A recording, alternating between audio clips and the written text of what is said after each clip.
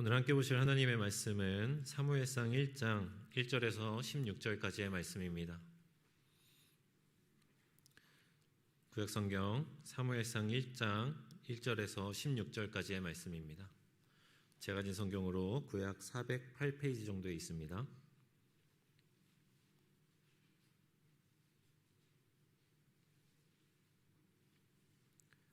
사무엘상 1장 1절에서 16절까지의 말씀,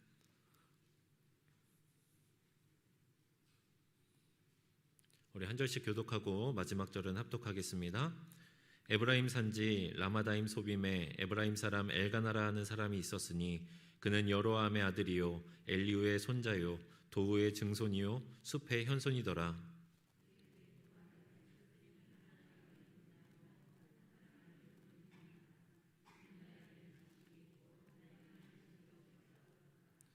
이 사람이 매년 자기 성읍에서 나와서 실로에 올라가서 만군의 여호와께 예배하며 제사를 드렸는데 엘리의 두 아들 홈리와 비느하스가 여호와의 제사장으로 거기에 있었더라.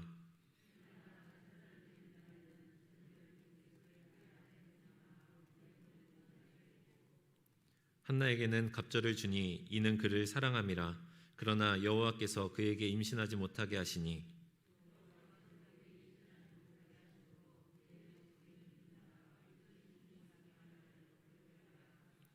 매년 한나가 여호와의 집에 올라갈 때마다 남편이 그같이 하매 분인나가 그를 격분시키므로 그가 울고 먹지 아니하니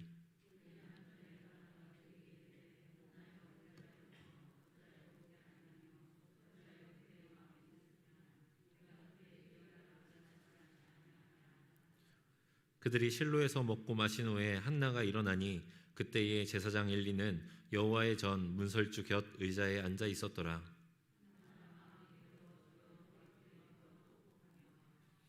서원하여 이르되 만군의 여호와여 만일 주의 여종의 고통을 돌아보시고 나를 기억하사 주의 여종을 잊지 아니하시고 주의 여종에게 아들을 주시면 내가 그의 평생에 그를 여호와께 드리고 삭도를 그의 머리에 대지 아니하겠나이다.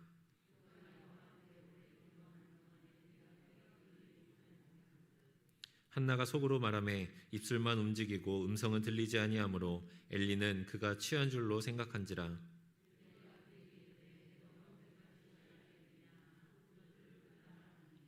한나가 대답하여 이르되 내 주여 그렇지 아니하니이다. 나는 마음이 슬픈 여자라 포도주나 독주를 마신 것이 아니요 여호와 앞에 내 심정을 통한 것뿐이오니. 함께 있습니다. 당신의 여종을 악한 여자로 여기지 마옵소서. 내가 지금까지 말한 것은 나의 원통함과 격분됨이 많기 때문이니이다 하는지라. 아멘. 할렐루야. 오늘 수요예배에 나오신 여러분들을 주의 이름으로 환영하고 축복합니다. 우리 옆에 계신 분들과 함께 인사하겠습니다. 오늘도 좋은 하루였습니다. 하나님께서 인도하시는 오늘 하루도 정말 좋았다, 우리의 믿음으로 고백할 수 있는 하루가 되시기를 소망합니다. 우리가 송구영신 예배를 드린 지가 엊그제 같은데 벌써 2023년 1월에 중반이 또 지나가고 있습니다. 여러분들은 과연 새해에 다짐했던 것들을 잘 이루어 가고 계십니까? 우리가 새해가 얼마 지나지 않았는데 벌써부터 우리의 다짐이 무너지고 있지는 않은지 우리 한번 되돌아보았으면 좋겠습니다. 연말과 연초가 되면 가장 웃음꽃을 피는 업종이 있다고 합니다. 그게 과연 무엇일까요? 잘 모르시겠죠? 바로 헬스클럽이라 그래요.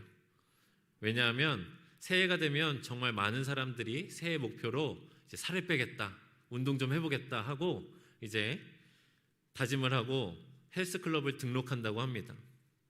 그런데 중요한 건 헬스클럽은 한 달 결제하는 것보다 3달 혹은 6달, 1년씩 결제하는 게 훨씬 싸거든요. 그래서 갔다가 내가 한 3달 정도는 충분히 할 수 있겠지 생각을 하고 3달씩 결제를 한답니다. 그런데 그 사람들 중에 절반도 안 되는 사람들을 제외하고는 다 도중에 나오지 않는다고 합니다. 그러니 사장 입장에서는 그보다 더 기쁘고 즐거운 일이 어디 있겠습니까? 또 우리가 서점에 가보면 수많은 베스트셀러 중에 가장 많은 분야를 차지하는 분야가 바로 자기계발 서적이라고 합니다. 요즘은 뭐 옛날처럼 소설이나 또 시집이나 이런 것들이 잘 나가는 것보다는 뭐 재테크를 가르쳐주는 책이라든지 뭐 대화의 기술, 관계의 기술, 또 시간을 관리하는 법, 이런 것들을 알려주는 이런 자기계발 서적이 굉장히 엄청난 인기를 끈다고 합니다. 그렇다면 그 이유가 과연 무엇일까요?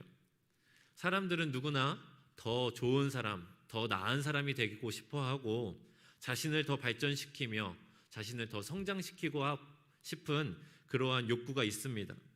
오늘의 나보다는 내일의 내가 조금이라도 더 발전하고 더 나은 사람이 되었으면 하는 것이죠. 하지만 헬스클럽에 그렇게 사람들이 모여드는 것도, 또 서점에 자기계발 서적이 그렇게 잘 팔리는 것도 우리가 한번 뒤집어 생각해 보면 그만큼 우리가 발전과 성장을 바라고 소망하지만 결국엔 실패하는 사람들이 많다는 것을 나타내는 것 아니겠습니까? 우리의 신앙도 마찬가지입니다.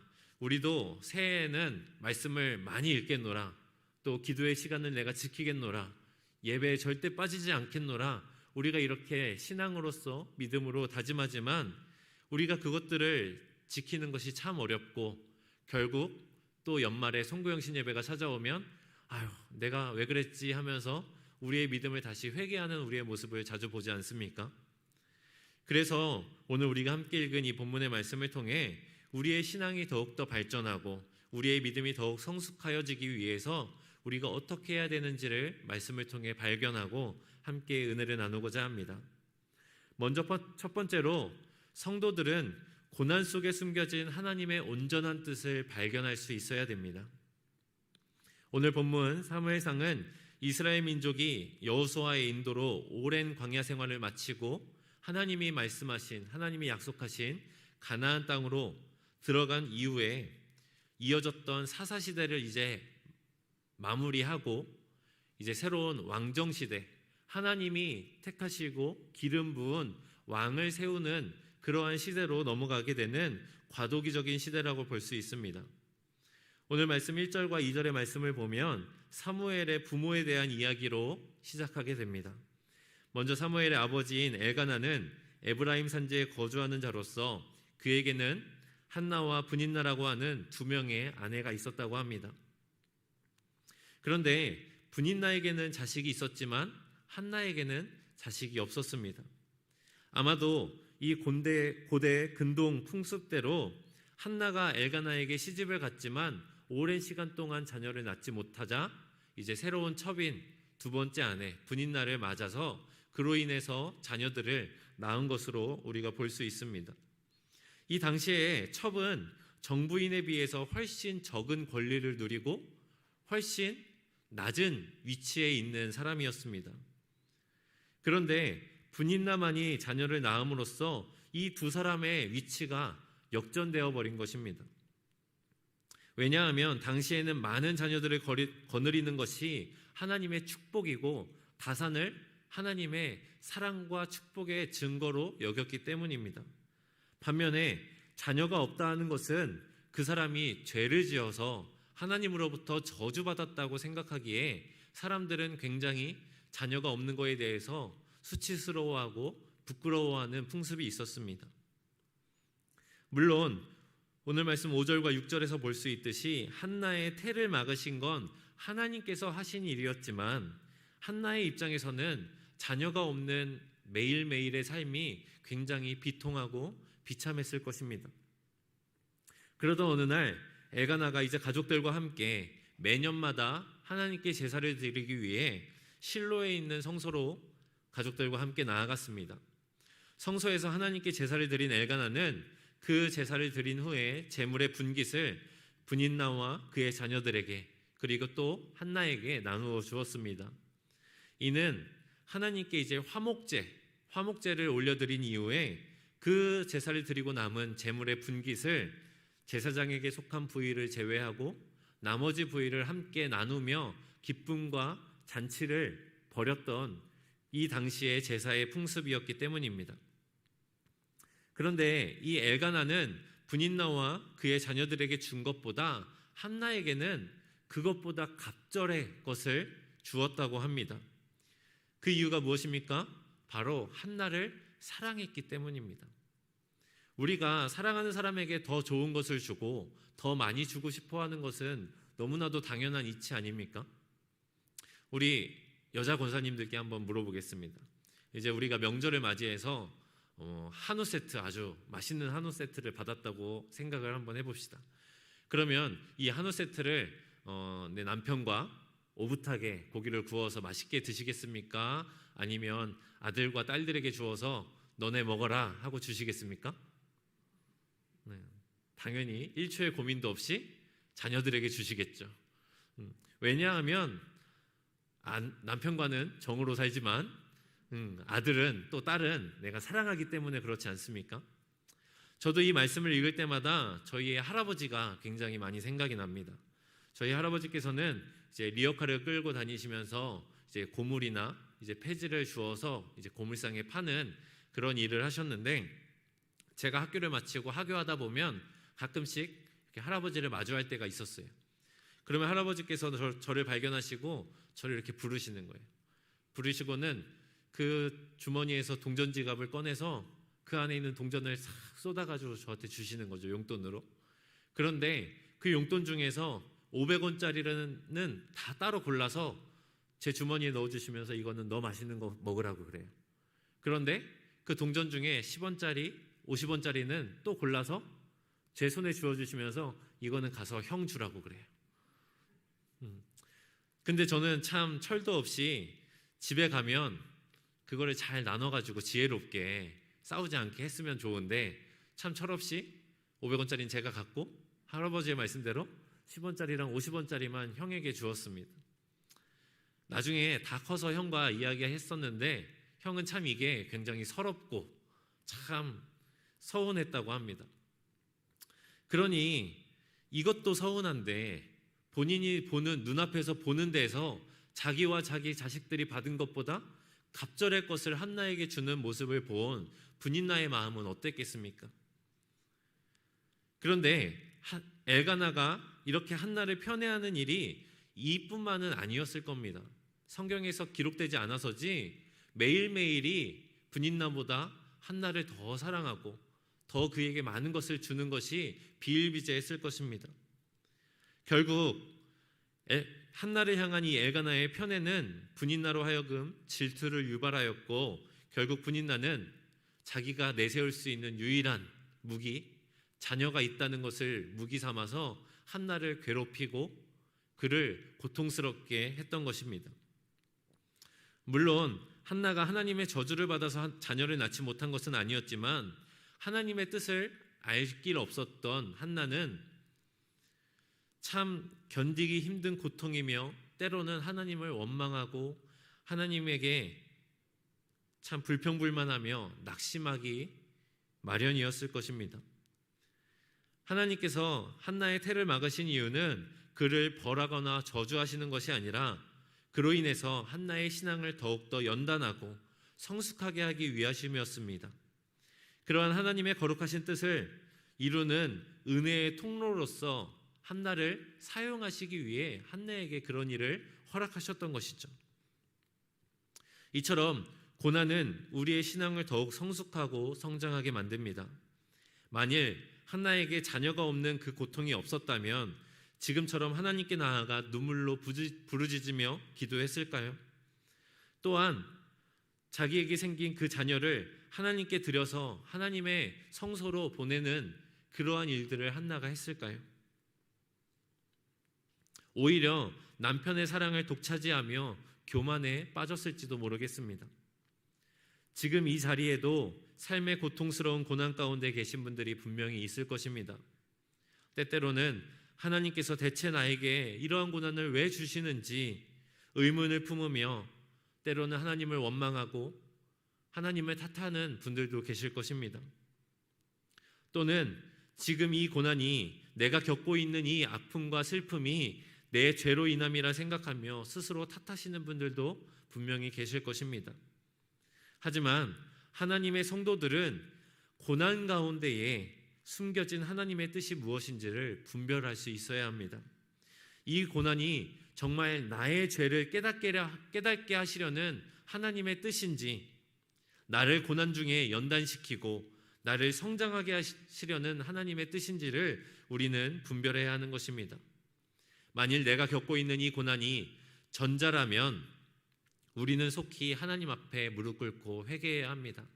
하나님 앞에 내 죄를 고백하고, 하나님, 제가 어리석었습니다. 내가 교만하고 하나님 앞에 정말 죄인으로 살아왔습니다. 하나님, 나의 죄를 용서해 주시옵소서. 이렇게 회개하며 나아가야 합니다.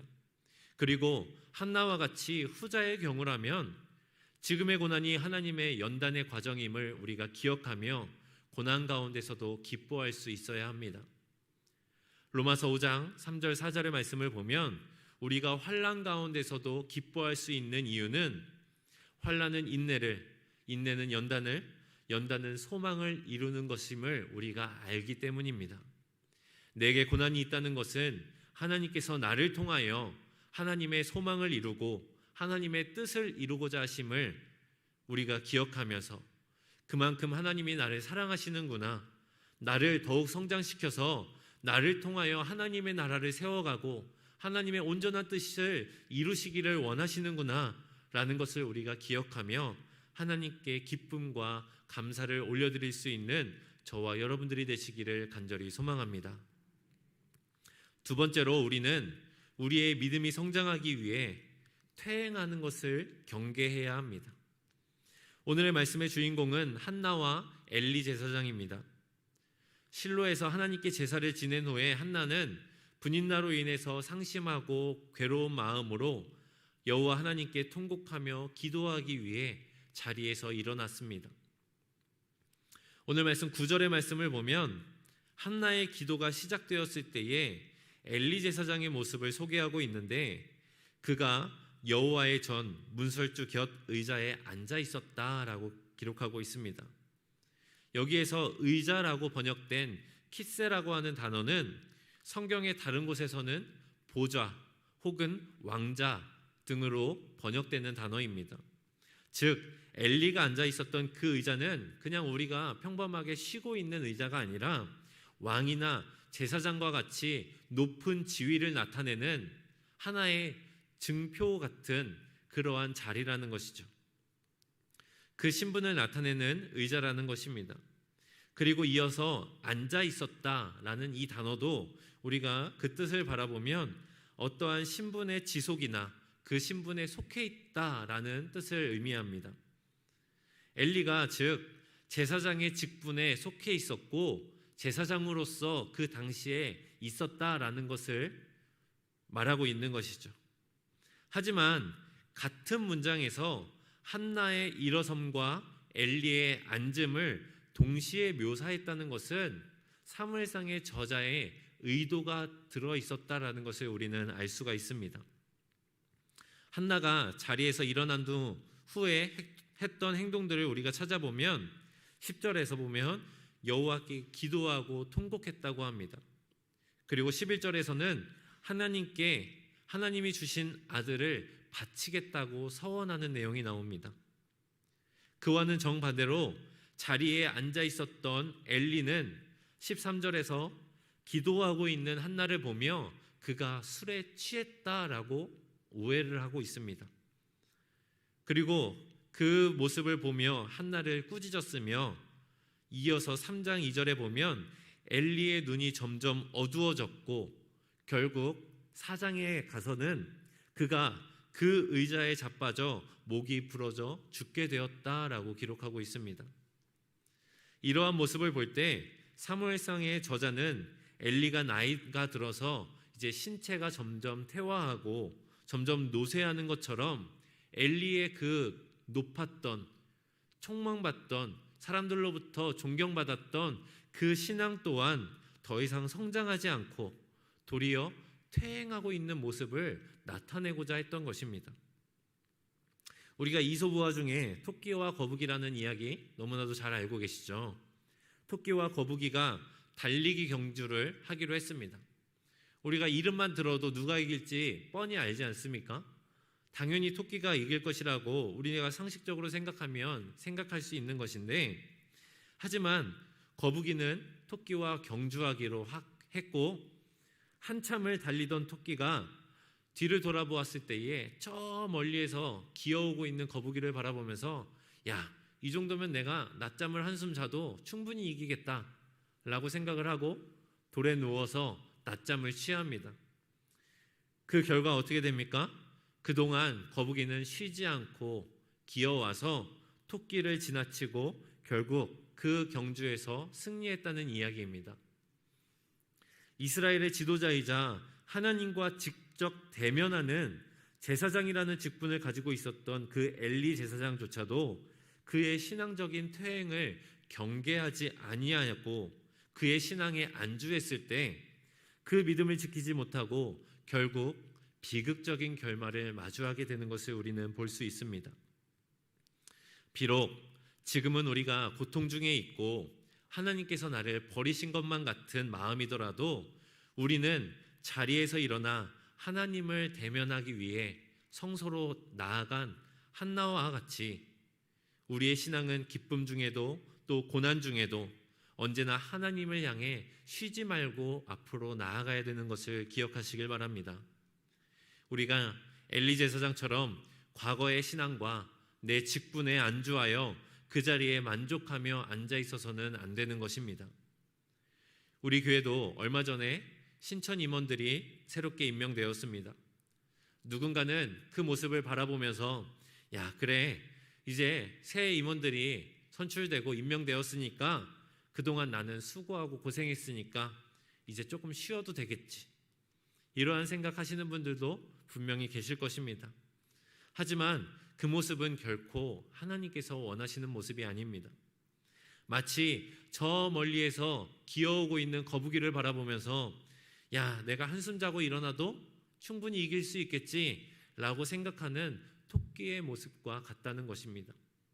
새로운 직분을 받아 신앙의 훈련을 받으며 그 직분에 맞는 믿음으로 성장해 나가는 것도 물론 아름답고 굉장히 중요합니다. 하지만 그에 못지않게 중요한 것은 제자리에 정체되고 더 나아가서는 우리의 믿음이 퇴행하는 것을 우리가 영적으로 깨어서 경계하면서 훈련과 연단을 결코 쉬지 아니하는 것입니다. 우리의 몸과 우리의 근육도 운동을 하다가 잠시 운동을 멈추고 쉬면 금방 근육이 빠져나가고 근육이 손실되는 것처럼 우리가 신앙의 연단과 훈련을 우리가 쉬게 된다면 우리의 신앙은 얼마 가지 않아 무너지게 될 것입니다. 그렇기에 하나님의 백성과 하나님의 성도들에게는 이러한 신앙의 연단과 훈련은 결코 없어서는 안 되는 반드시 필요한 것이라는 것을 기억하시길 바랍니다. 내가 집사라고, 내가 권사라고, 또 내가 장로라고, 내가 목사라고 지금 현실에 안주하고 앉아 있다면 엘리의 아들인 홈니와 비느하스가 제사장임에도 불구하고 여호와를 알지 못했다라고 성경이 기록하고 있는 것처럼 제사장임에도 불구하고 제단의 제물에 손을 대고 회막에서 수종도는 여인들을 희롱하고 추행하였던 것처럼 그렇게 악을 행하였던 것처럼 하나님의 저주와 하나님의 불같은 심판을 마주하게 될 것입니다. 반면에 하나님께서 주시는 고난과 신앙의 연단을 받으며 우리의 믿음을 한 단계씩 올려나가고 더욱 성숙한 믿음을 우리가 마주해 나갈 때에 엘가나와 한나의 신앙을 배운 사무엘과 같이 여호와를 우리가 섬기며 예수 그리스도를 통한 하나님의 놀라우신 구원의 역사 가운데에 귀하게 쓰임받는 저와 여러분들이 되기를 간절히 소망합니다. 사랑하는 신갈교회 성도 여러분, 우리가 새해마다 새롭게 다짐하고 또 그 다짐을 지켜나가는 것이 결코 쉽지 않다는 걸 우리가 너무나도 잘 알고 있습니다. 하나님의 올바른 성도로 살아가겠노라 다짐하고 그렇게 약속했던 그 약속들을 지켜나가는 것은 결코 쉬운 일이 아닙니다. 때로는 한나와 같이 하나님께서 나와 함께하지 않으시는 것 같고 내 죄 때문에 하나님께서 나를 버리시고 내게 어려운 일을 당하게 하신다며 하나님을 원망하고 또 하나님을 탓하고 싶어질 때가 있습니다. 그럴 때마다 내게 임한 시험과 그 환난 가운데에 꼭꼭 숨겨진 하나님의 그 크고 놀라우신 계획과 그 뜻을 우리가 믿음으로 또 기도로 간구로 발견해내는 저와 여러분들이 되기를 소망합니다. 또 나를 사랑하셔서 나를 더 큰 그릇으로 만드시고 나를 사용하고자 하시는 하나님의 그 마음을 깨달으며 오늘도 내일도 우리가 하나님으로부터 연단받고 훈련되는 그 신앙의 훈련들을 쉬이 여기지 아니하고 늘 그 연단 가운데에 거하는 저와 여러분 그리고 우리가 모두 되기를 주의 이름으로 간절히 축원합니다. 우리 말씀을 기억하며 기도하겠습니다. 사랑의 하나님 감사합니다. 하나님께서 사랑하시는 우리 신갈교회 성도들을 주님께서 붙들어 주시고 그의 삶의 자리 가운데 있는 수많은 고통과 시험들 가운데서도 하나님께서 지켜 주시옵소서. 우리가 삶을 살아갈 때에 마주하는 그 감당하지 못할 것만 같은 크고 작은 시험들 가운데서 하나님의 숨겨진 뜻을 발견하게 하여 주시고 그 죄가 그 시험이 나의 죄 때문이라면 하루속히 주님 앞에 나아가 회개하는 저희 되게 하여 주시고 그 시험이 하나님께서 우리를 훈련하고자 우리에게 허락하신 시험이라면 우리가 그 가운데에서 기쁨으로 그것들을 인내하며 연단을 이루어 소망을 이루어낼 수 있는 저희 될 수 있도록 인도하여 주시옵소서. 주님 또한 한나와 엘리 제사장의 모습을 보며 우리의 신앙이 퇴행하는 것을 늘 믿음으로 경계하는 저희 되게 하여 주시옵소서. 내가 지금까지 이루었던 신앙과 믿음들이 언제까지 있을 거라는 그러한 교만한 생각을 버리게 하시고 그 신앙을 지켜나가고 그 신앙을 물려주기 위하여 날마다 하나님께 연단되고 훈련받는 저희 복된 성도들 될 수 있도록 주님께서 인도하여 주시옵소서. 주님께서 우리를 지키시며 우리 가운데에 하나님의 놀라우신 소망을 이루실 것을 기대하오며 이 모든 말씀 예수님의 이름으로 감사하며 기도하옵나이다. 아멘. 우리 함께 찬송가